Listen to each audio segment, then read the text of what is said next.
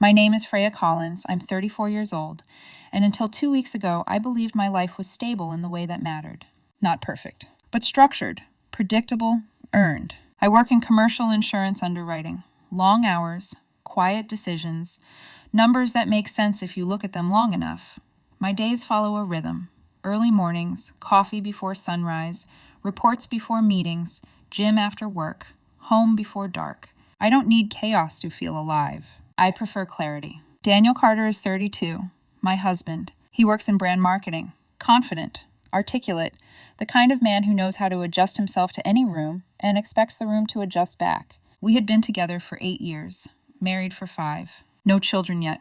A house in a quiet neighborhood. Shared routines, shared plans. At least, that's what I thought. Daniel has always been sharp, quick with words, sometimes too quick. He had a habit of framing criticism as humor. If I forgot something, he'd laugh and call me efficiently useless. If I disagreed with him, I was overanalyzing again. I used to let it slide. Told myself that was just how he communicated. But over the past year, something shifted. Not suddenly. Gradually. Like a slow drift you don't notice until the distance is already there. He started coming home later. Conversations got shorter, then sharper. He began talking about life like it was something he had outgrown. I just feel stuck, he said once, pacing the kitchen, like I'm living the same day over and over again. I remember looking at him, confused. We had built this life together. Stability wasn't a trap. It was the goal. Then came the cafe. It started casually, a place near the house. He said it helped him think. Break routine. Mid-mornings turned into afternoons. Afternoons turned into evenings. He mentioned her early, Hannah. Early 30s, worked there part-time, trying to build something creative. Photography, I think. She's easy to talk to, he said one night, scrolling through his phone. Not everything has to feel so structured. I didn't think much of it. I trusted him. Then the comparison started. Subtle at first. Hannah actually listens. Hannah understands creativity. Hannah doesn't live inside a spreadsheet. Always said with a half smile, like a joke. But it didn't feel like one. If I reacted, he'd roll his eyes. You're being insecure. So I adjusted. I said less. Observed more. That's when I started noticing the details. His phone was always face down now. He changed his passcode. He started taking long walks in the evening. Alone. If I offered to come, he'd snap. I need space, Freya. You don't have to be involved in everything. That word stuck with me. Involved. Like I was intruding on something that used to belong to both of us. 2 weeks ago, everything stopped being abstract. I got home early. A meeting had been canceled. It was just after 3 o'clock in the afternoon. The house was quiet. Daniel wasn't there. That wasn't unusual. What was unusual was his laptop. Open. On the kitchen table. He never leaves it like that. I wasn't looking for anything suspicious. I was actually trying to find some documents for an appointment the next morning. But his email was open. And there it was. A message preview. From Hannah. I can't stop thinking about yesterday. The way you looked at me when we were alone. I remember staring at the screen. Not reacting. Just processing the sentence. Then I clicked. Not because I wanted to. Because I needed to understand. The thread went back 3 months. At first, it looked harmless. Coffee jokes. Comments about his day. Small complaints about me working too much. Then it shifted. Inside jokes. Private meetups. Her telling him he deserved more. Him telling her she made everything feel lighter. And then, no ambiguity. It was physical. Repeatedly. Deliberately. I closed the laptop. I didn't scroll further. I didn't need to. I sat down at the kitchen table and stared at nothing for a long time, trying to think clearly. We own this house. It's in my name. I bought it before we got married. I pay the mortgage, utilities, everything. He has access to our joint account. But financially, this has always been anchored by me. That detail mattered now. Not emotionally, practically. He came home around 5 o'clock, acting normal. He kissed my cheek like nothing had changed,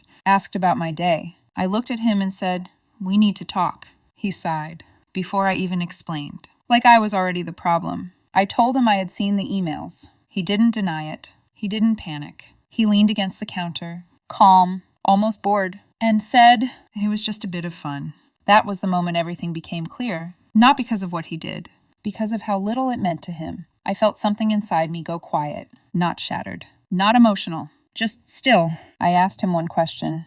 How long? He shrugged, like we were discussing scheduling. And I realized this wasn't going to be a conversation. This was going to be a decision. He didn't answer my question directly. He just shrugged. Like the timeline didn't matter. Like duration somehow made it less real. It started as flirting, Daniel said, pushing himself off the counter. You've been distant, Freya. You know that. I felt invisible. Invisible. I repeated the word in my head, not out loud, because I already knew where this was going. She listens, he continued. She actually pays attention. With you, everything is schedules, work, structure. There's no space to just exist. I watched him as he spoke. Not the words, the tone. Measured, controlled. Not defensive, not ashamed. Just justified. And what is it now? I asked quietly. He exhaled, like I was asking something exhausting. It's not a big deal, he said. It's just physical. Just physical. It doesn't mean anything, he added. Men do worse all the time, and women are expected to forgive. I don't see why this is different. I didn't respond to that. Not because I agreed. Because I understood something he didn't. This wasn't about fairness. It was about alignment. And in that moment, we didn't share the same definition of anything that mattered. I stood up. Pack a bag, I said. He blinked. What? You're leaving tonight. For the first time since I walked in. His expression changed. Not guilt. Not regret. Confusion. Freya, don't be dramatic. I'm not being dramatic, I said evenly. I'm being clear. He laughed. A short, disbelieving sound. You're kicking me out over something that doesn't even matter? It matters to me. That's not reasonable. I held his gaze. I'm not negotiating. That's when the shift started. The first tactic, dismissal. You're overreacting, he said, shaking his head. This is exactly what I mean. Everything with you turns into a situation.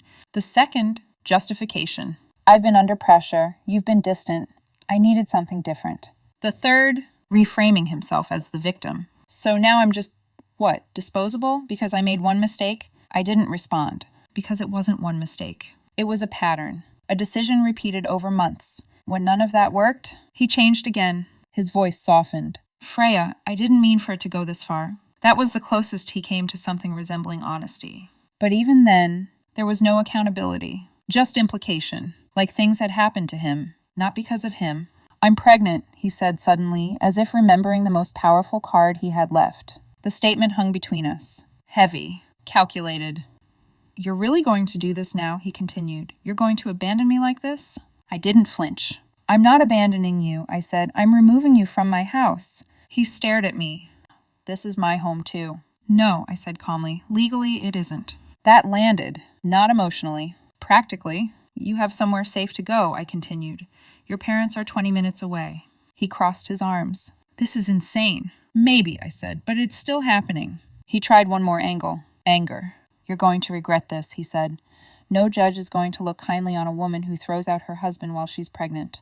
I'm not throwing you out onto the street, I replied. You're going to your parents' house, where you'll have support. You're punishing me. No, I said. I'm setting a boundary. He opened his mouth like he was going to argue again. I didn't give him the chance. I turned and walked upstairs, pulled a suitcase from the closet, set it on the bed. When I came back down, he was still standing in the same place, waiting, like time might soften me. You have an hour, I said. And if I don't, I'll call your father, I replied, and explain why I'm bringing you there myself. That stopped him. Completely. The confidence cracked. Just enough. You wouldn't. I would. That's when the tears came. Sudden. Sharp. Strategic. This is insane, he said again, his voice breaking. It was just a bit of fun. You're destroying our family over nothing. I looked at him. Really looked this time. And for the first time, I saw the gap. Not between what he did and what I felt, but between how we defined reality. The family was already compromised, I said quietly. The moment you decided excitement mattered more than respect. He didn't have a response for that. Not immediately. And that silence told me everything I needed to know. He packed slowly. Not because he needed time. Because he thought stretching it out would change the outcome. Every few minutes he'd stop. Try again. You're really doing this. You're blowing this out of proportion. You're going to regret it. I stayed downstairs. I didn't engage. I didn't correct. I didn't explain. Because this wasn't a conversation. It was a consequence. After about 40 minutes, he came down with a suitcase and his bag. He stood in the hallway, waiting, like I might stop him. Apologize. Reconsider. When I didn't, his expression hardened. You're going to end up alone, he said flatly, miserable, over something physical. I didn't respond. There was nothing left to say. I don't need your help, he added when I offered to drive him. I know, I said. He walked out without looking back. The door closed behind him. And the house.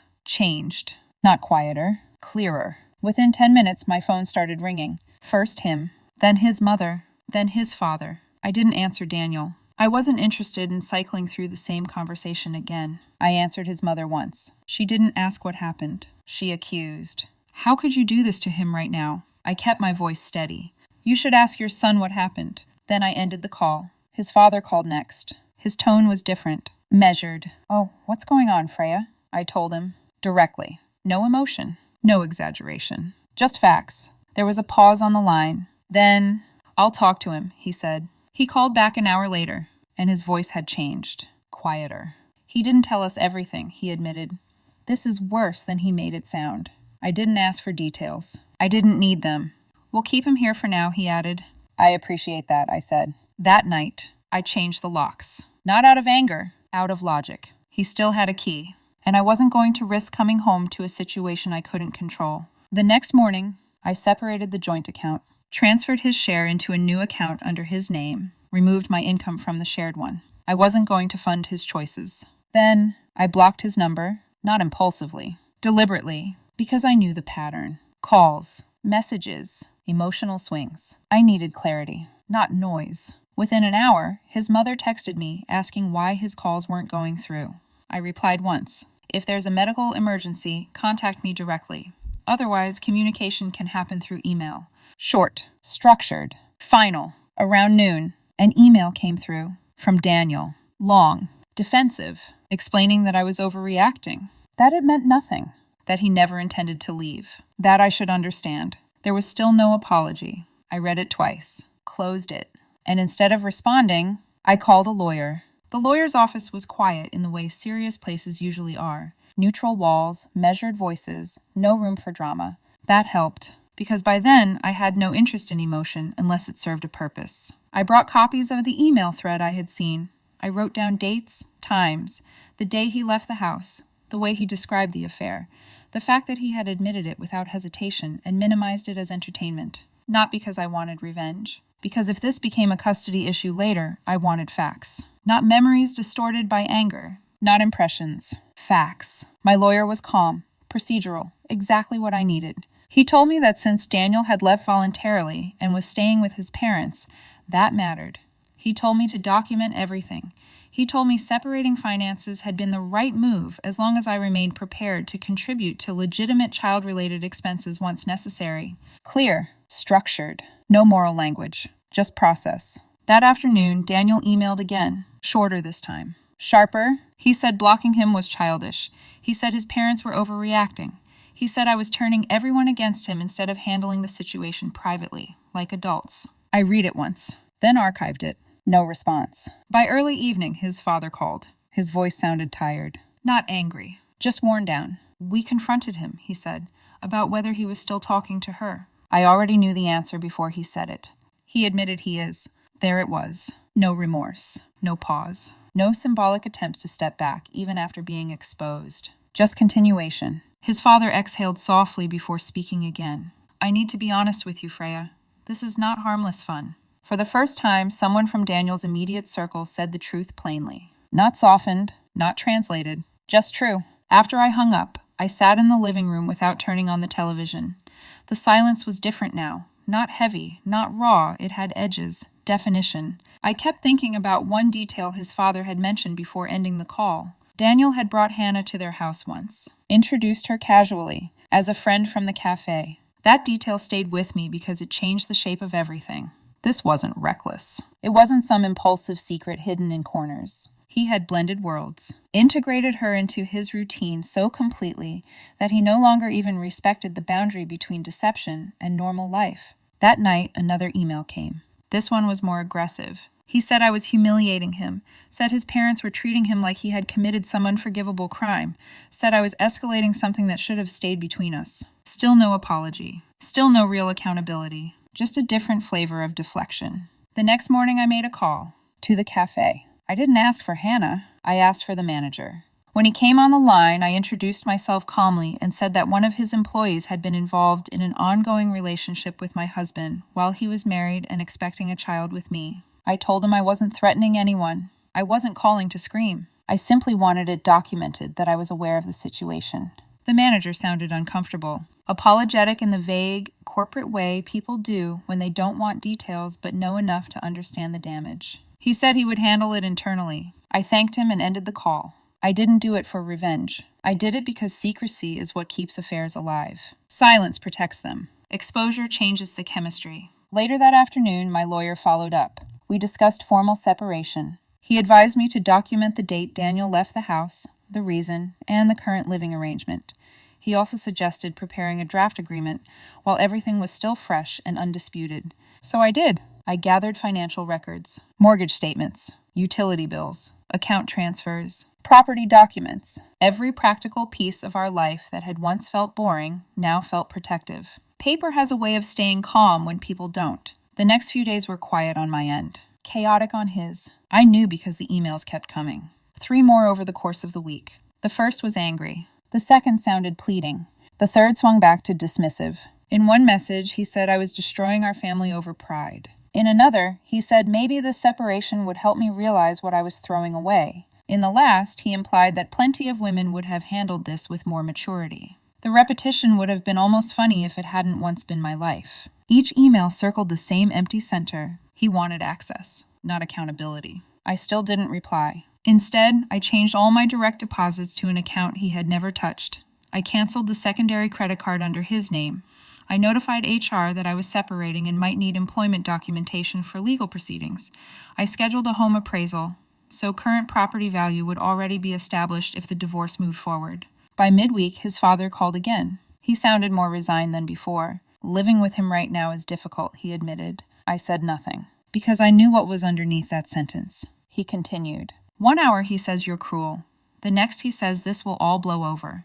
He still thinks this can be managed if people stop making it such a big deal. I closed my eyes for a second. Not because it hurt, because it confirmed everything. He still wasn't sorry. He was inconvenienced. Then his father told me something else. Daniel was still seeing Hannah, still going to the cafe, just now driving there from his parents' house. That detail mattered more than any apology ever could have, because remorse changes behavior before it changes language. He had changed neither. A few relatives had apparently started asking questions about why he was back home so suddenly while pregnant.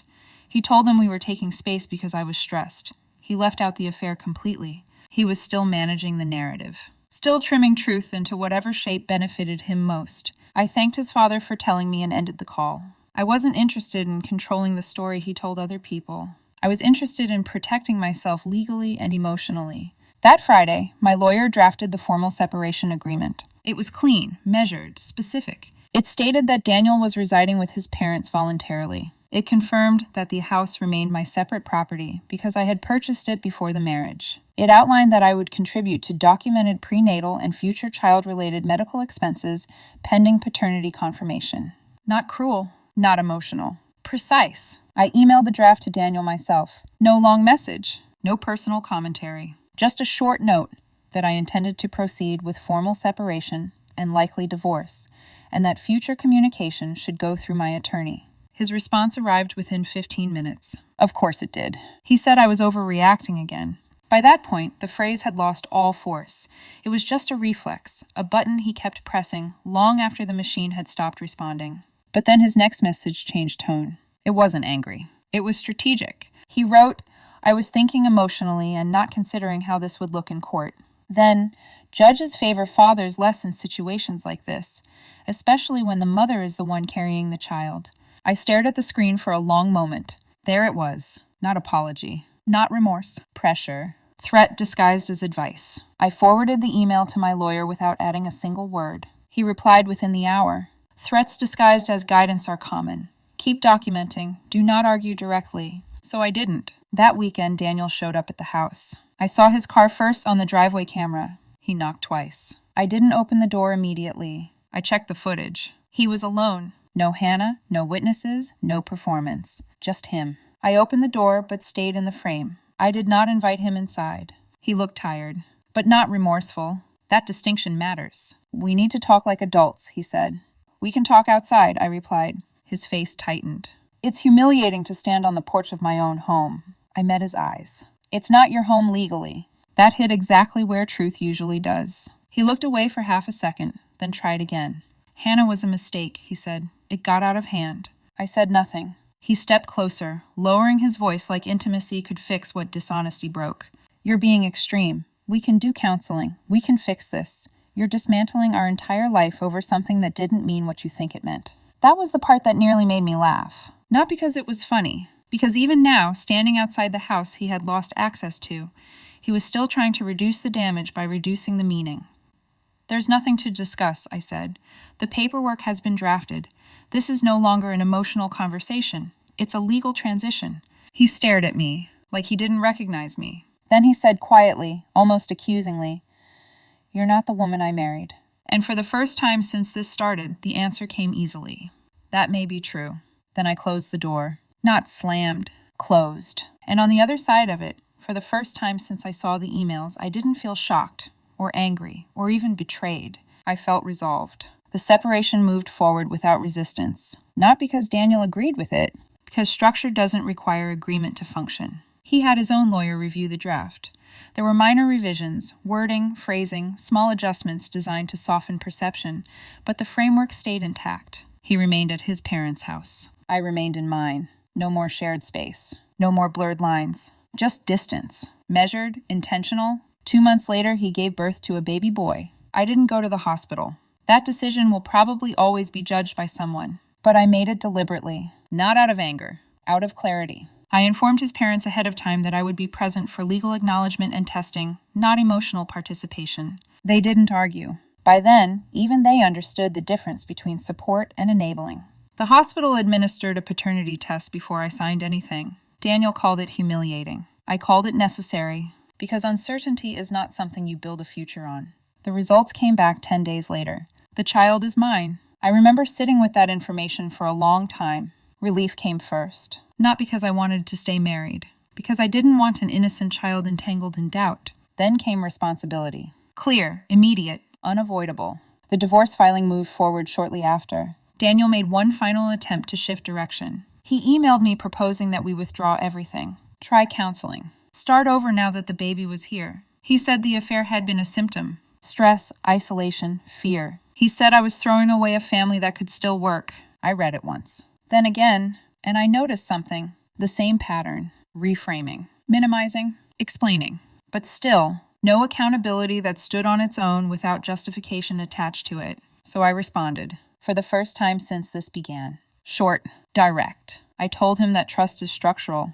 Once it collapses, rebuilding it requires consistent accountability, not selective explanations. I told him I had not seen that. What I had seen was deflection, pressure, and repetition. Then I ended it there. No back and forth. No emotional reopening. His father called me a few days later, privately. "I understand your decision," he said. There was no persuasion in his voice. No attempt to fix something that no longer had a foundation. Just acknowledgement. The court finalized the divorce 4 months after the separation began. There were no dramatic hearings. No raised voices in the courtroom. Just documents. Signatures. Finality. Because the house had been purchased before the marriage and had remained financially separate, it stayed mine. We established a formal custody schedule. Child support was calculated strictly based on income and state guidelines. Clear, defined, enforceable. When it was done, I walked out of the courthouse and stood there for a moment, not relieved, not victorious, just clear, like something unresolved had finally been named and placed where it belonged.